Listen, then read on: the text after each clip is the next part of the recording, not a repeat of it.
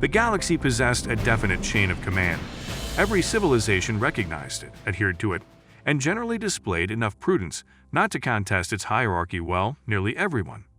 Reading at the pinnacle of cosmic status were the Cenari Dominion, a lineage of crystalline entities who had mastered dimensional manipulation around the era. Earth's initial fisht decided that limbs might be a worthwhile adaptation.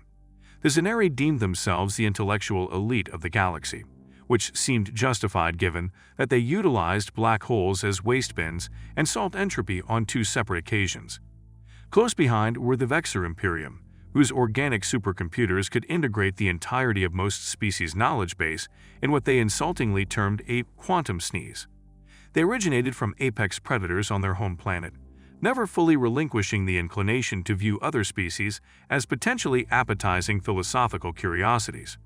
Occupying the rest of the upper echelon were the ancient collectives, specifically HFY, ancient enough to recall the galaxy's adolescent phase when it was still tinkering with its spiral arm formation. They conversed solely in mathematics, so convoluted that lesser species experienced migraines merely by being near them.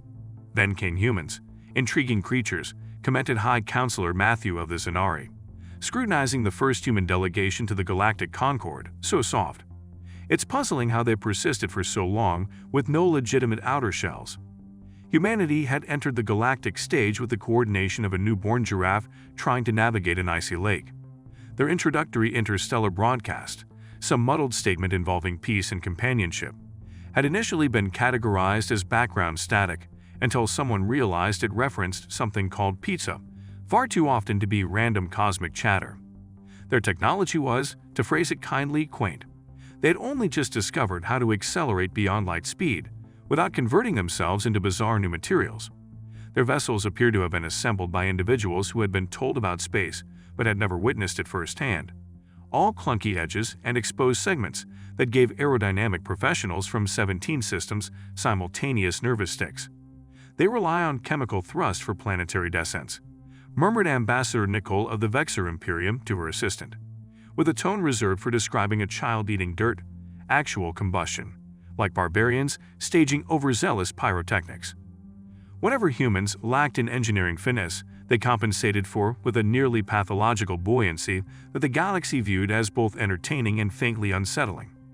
When informed that their solar region was formerly situated in territory claimed by the Drazic swarm, the human ambassador politely smiled and asked if the swarm was open to discussing timeshare possibilities. The Drazic, who had consumed 3 species that same week alone, were so perplexed by the suggestion that they consented to negotiations purely out of academic intrigue. Physically, humans failed to impress the galactic audience. They lacked the innate armaments many races evolved prior to achieving sentience. No poison sacs, no sharpened limbs, not even formidable canines. Their sensory capacities were almost comically weak. They were blind to most of the electromagnetic spectrum. Their auditory range was minimal, and their sense of smell was so inadequate that multiple scent-reliant species had to be diplomatically prevented from volunteering humanitarian aid at initial contact. They're essentially walking snack bags, noted General Andrew of the Trillion Defense Force. It's astonishing they weren't devoured the moment they encountered aliens. The biggest puzzle for the galaxy's observers was how these delicate, sense-limited beings had endured on their homeworld, which the preliminary studies showed was a perilous planet full of natural catastrophes, extreme climates, and hostile plants. Earth made countless military training zones seem like pampering resorts. The explanation, according to humans, was something they defined as resourcefulness, which, from what anyone could discern, referred to a stubborn unwillingness to accept constraints that should have eradicated them eons earlier. Asked how they had outlasted their planet's predators without innate safeguards, the human spokesperson shrugged and said, "We just kept pitching rocks until we discovered improved ways to fling them." The Galactic Weapons Council dutifully chuckled, while discreetly adding an asterisk to humanity's official profile. In spite of their unimpressive beginning, humans were granted temporary admittance into the Galactic Concord, that grand assembly where the destinies of entire star clusters were debated between lavish refreshment intervals. The verdict was less a commendation of human promise and more a communal shrug. What conceivable damage could they inflict? Humans, by contrast, seemed pathetically appreciative for the invitation. They erected embassies, commercial stations, and cultural programs with a kind of zeal that might have been charming if it weren't so exhausting. They wanted to discover everything, greet everyone, and sample anything that wouldn't instantly harm them. And according to the rapidly expanding record of human-related toxic incidents in the Galactic Medical Database, several substances that would. They're like cosmic travelers, remarked Trade Minister Lisa of the Merchant Confederacy. They'll burn out their curiosity after a decade and settle into their spot at the lowest rung of the pecking order. Human diplomats soon acquired a reputation for being oddly accommodating. When confronted with demands that would have enraged other races, human envoys would simply nod, record a note on their rudimentary devices, and pose clarifying questions in an exceedingly calm manner that bordered on disconcerting. I informed them that the duty on their imports would be 80%, confessed Sub-Administrator Ethan of the Commerce Authority. They thanked me for the detail and finalized the documents. No outrage, no ultimatums, no dramatic outcry. It's unnerving. No one quite noticed how those same taxes gradually diminished in subsequent months, or how the humans never actually paid the earlier rate, or how Sub-Administrator Ethan abruptly became a vocal supporter of luxury items crafted on Earth. Humans established their principal embassy on Concordia Prime, the galactic center of diplomacy. It was a modest edifice in comparison to the vast monuments other species had built to showcase their worthiness. The human embassy looked almost purposely inconspicuous, a single-story structure with abundant windows, and something they dubbed a garden that various photosynthetic staff members from other species found themselves inexplicably attracted to. Within this unimpressive edifice, humans provided drinks containing gentle, psychoactive elements they called coffee in small baked discs. They labeled cookies to anyone dropping by. More than a few prominent figures from across the galaxy picked up the custom of visiting the human embassy prior to crucial votes or summits, officially to observe these newcomers but actually to enjoy the simple refreshments that made cosmic politics slightly more tolerable. At the end of their first standard galactic year as Concord affiliates, humans had achieved absolutely nothing noteworthy. They produced no major technological leaps, claimed no impressive military conquests, announced no transformative scientific breakthroughs. Judged by objective measures, they were firmly at the galaxy's bottom tier. Nevertheless, they received invitations to twice as many diplomatic events as protocol dictated. Their smaller-scale commercial contracts persistently worked in their favor, their cultural engagements were booked beyond capacity, and their data queries were accepted with little pushback. The leading powers' consensus: they pose no danger. They're engaging, occasionally handy as impartial intermediaries, but ultimately unimportant.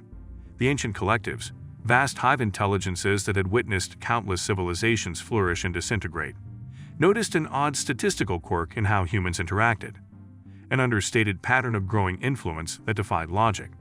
They began hypothesizing a theory to clarify the phenomenon. They never completed it.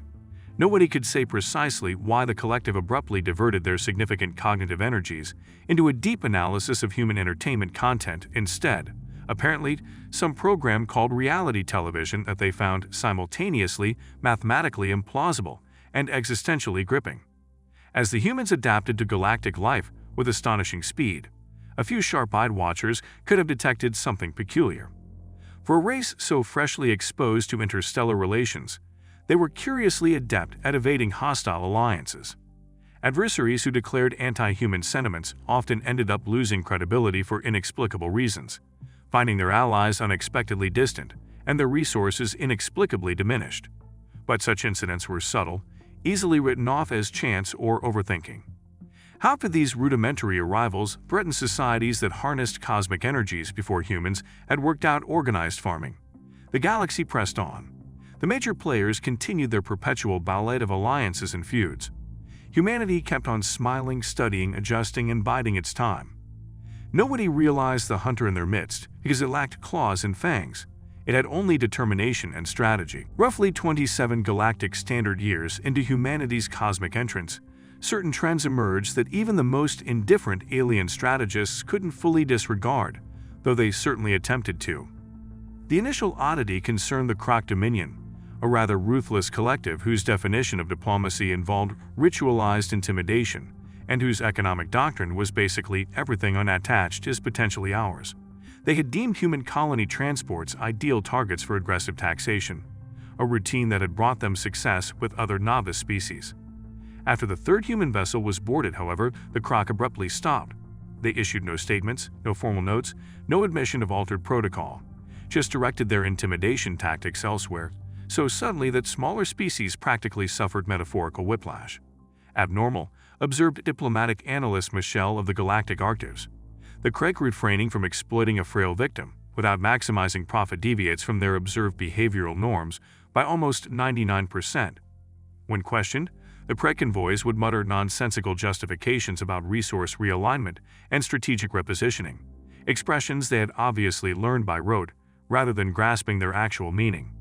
Their seven eyes drifted anxiously about as though searching for wiretaps in airtight diplomatic rooms specifically built to prevent eavesdropping.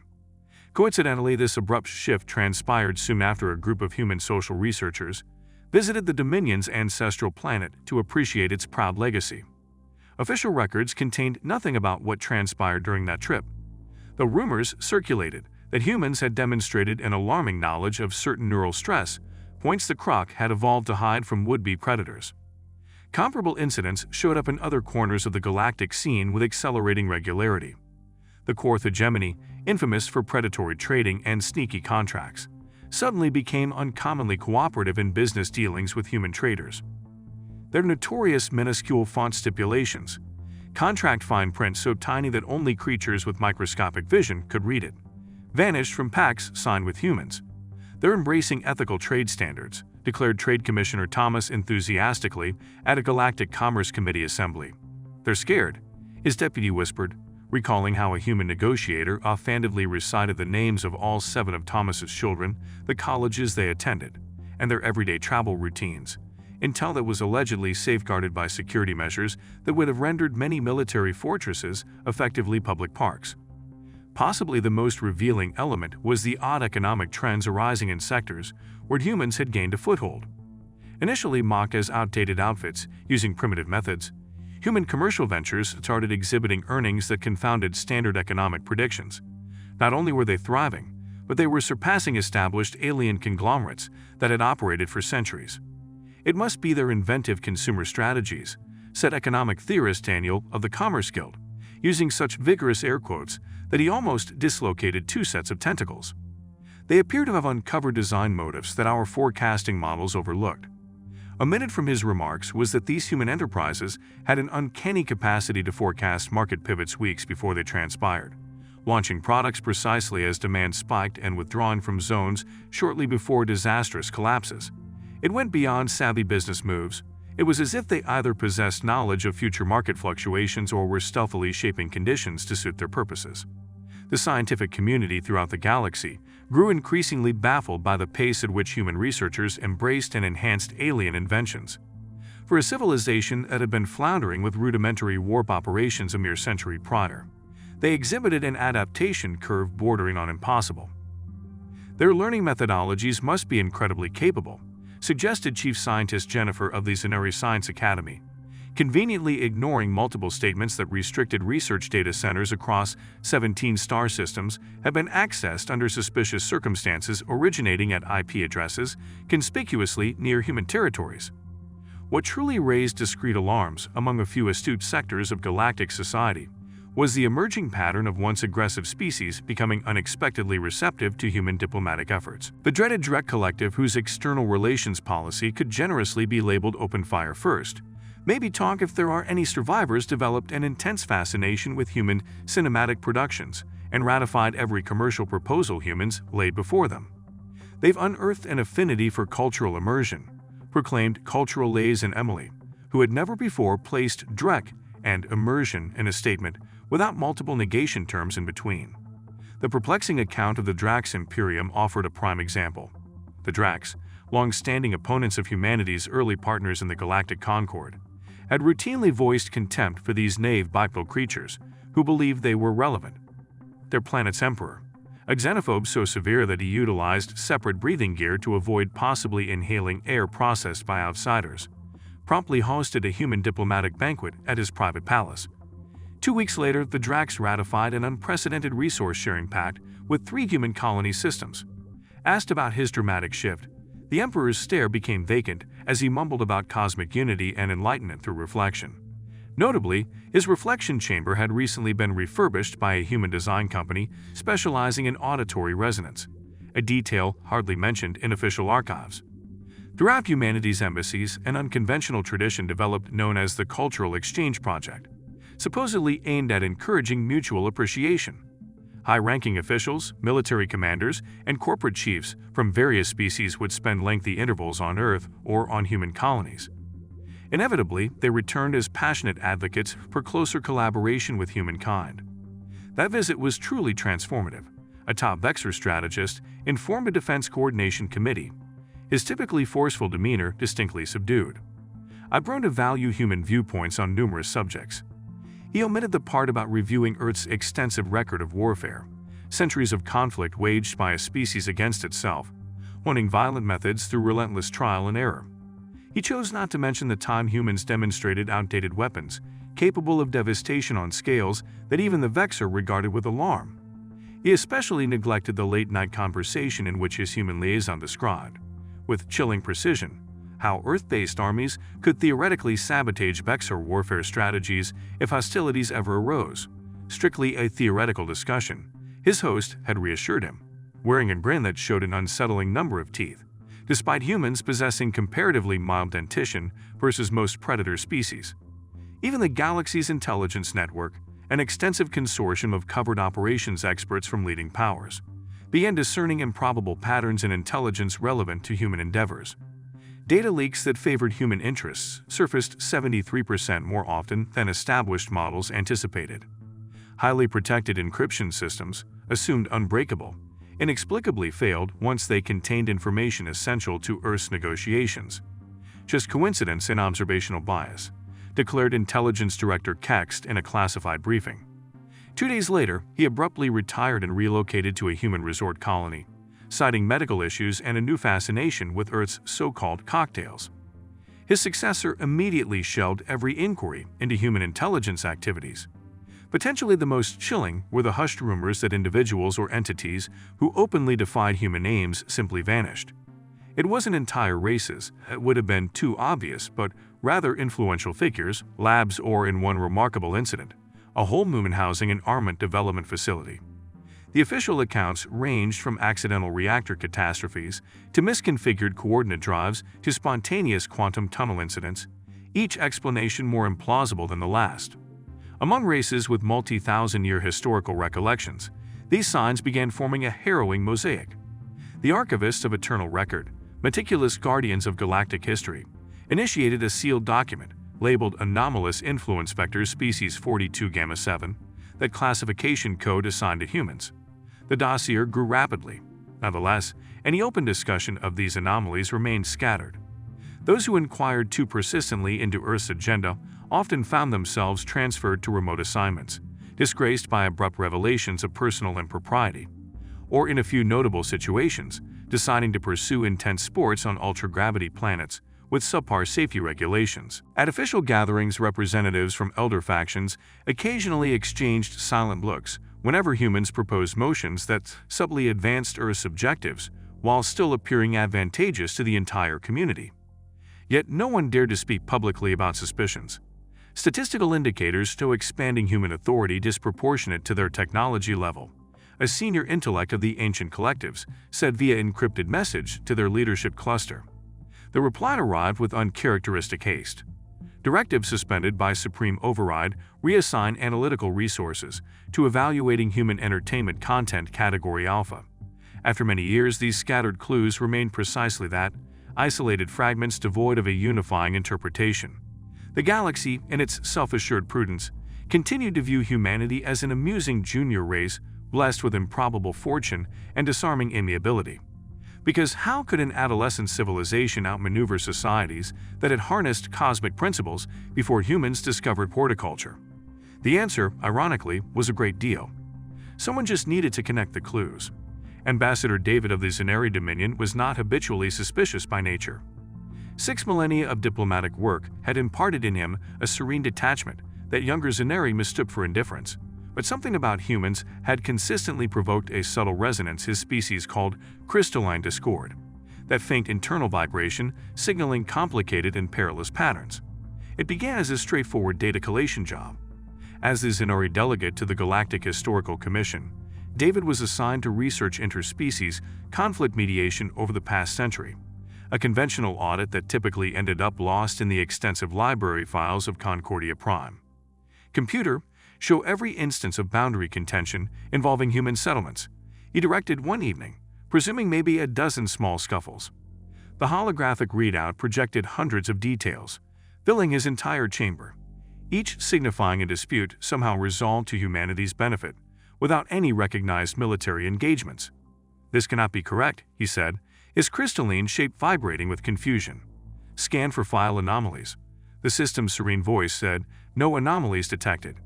Data reliability at 99.97%. Over the ensuing 17 cycles, David dropped every other task and threw himself into the conundrum. He traced diplomatic notes, trade treaties, cultural missions, and military intimidation across 100 star systems. He documented the backgrounds of alien envoys whose perspectives shifted following interactions with human diplomats. He dissected commercial records in regions before and after Earth-based enterprises arrived.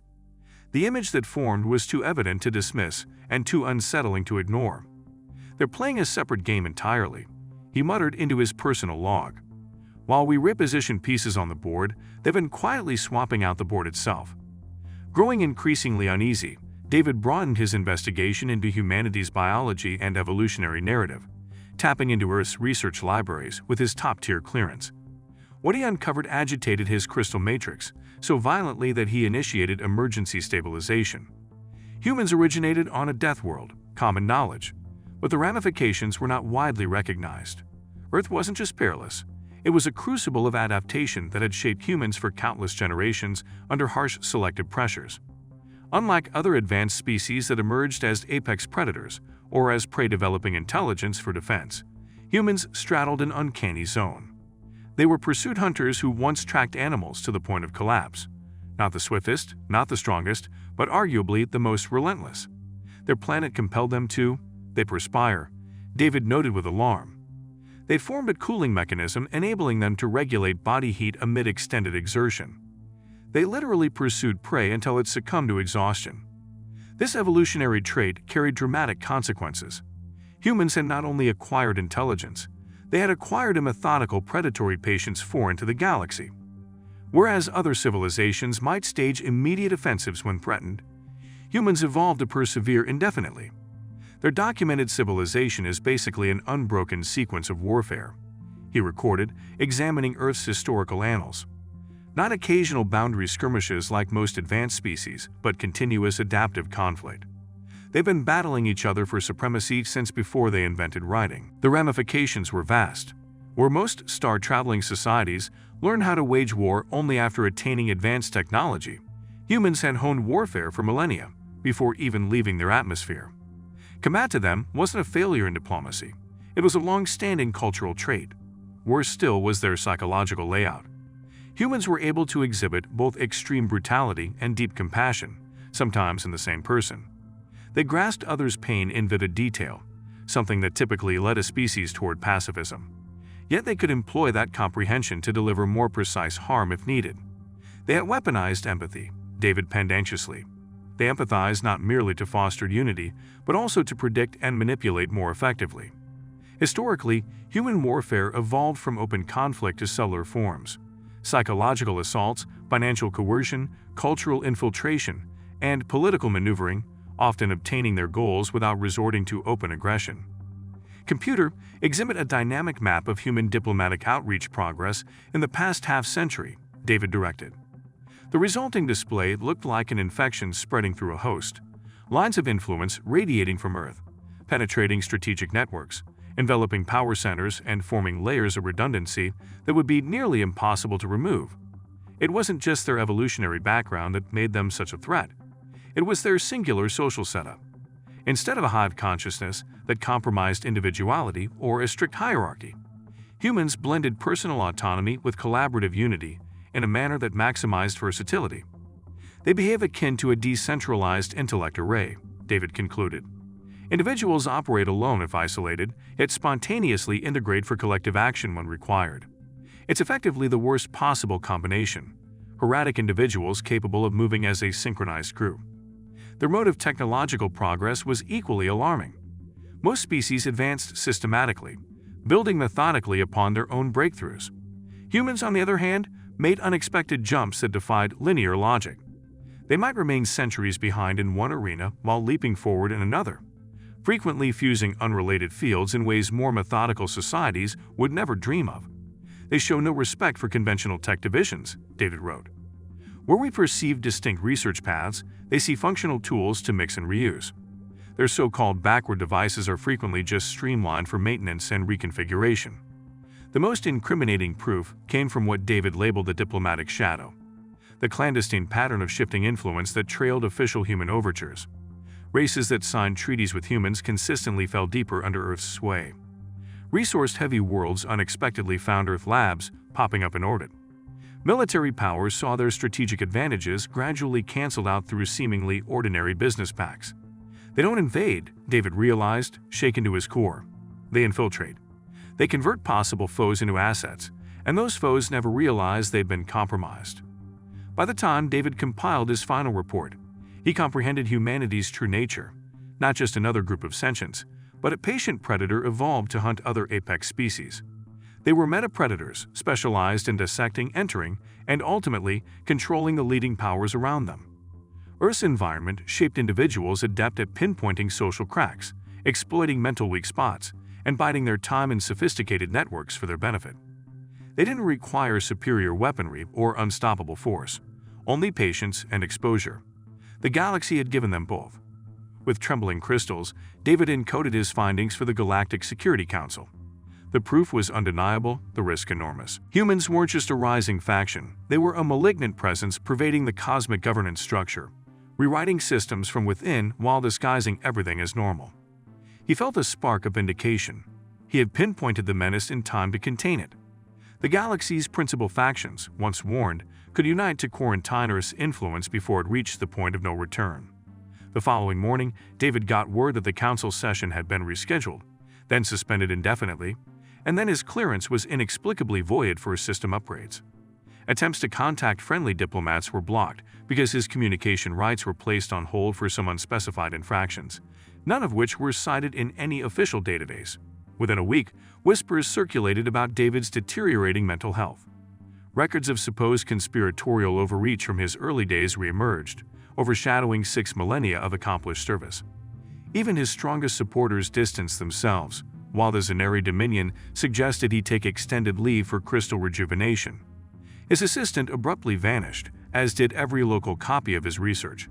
Isolated in his quarters, watching his reputation crumble, David was approached by an unexpected guest, a human diplomatic aide he had possibly met twice at formal receptions. Ambassador David, the human said, smiling warmly, though his gaze stayed cold. "I heard you've been overwhelmed. Our cultural department thought you might enjoy some Earth literature to help you unwind." He set a small data crystal on David's table, containing a lone text titled "How to Win Friends and Influence People." "It's an old favorite from our past," the human commented. "It focuses on building solid relationships." At the threshold, he paused. "Oh, and Ambassador, we're looking forward to that cultural outreach next month. We're excited about your planet's crystal forests. Our geological team is eager to explore them." He departed, leaving David alone with the realization that he'd uncovered the truth far too late. The cancer had metastasized long ago. The hunter was already entrenched, and nobody would heed his cries because the alpha predator now stood at the summit of the hierarchy, not through war, but through measured, deliberate manipulation of the ecosystem.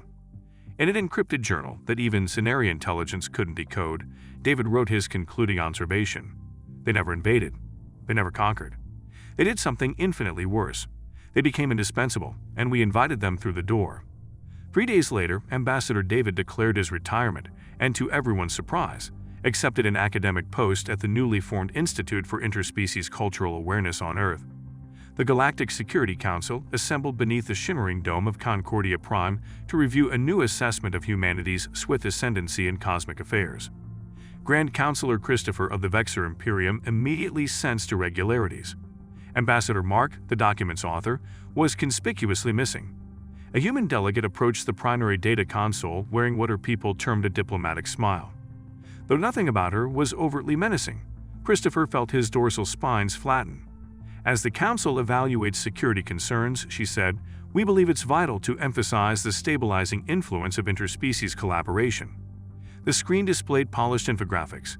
Conflict zones dissolving, commercial lanes thriving, previously belligerent societies now surprisingly calm following human diplomatic contact.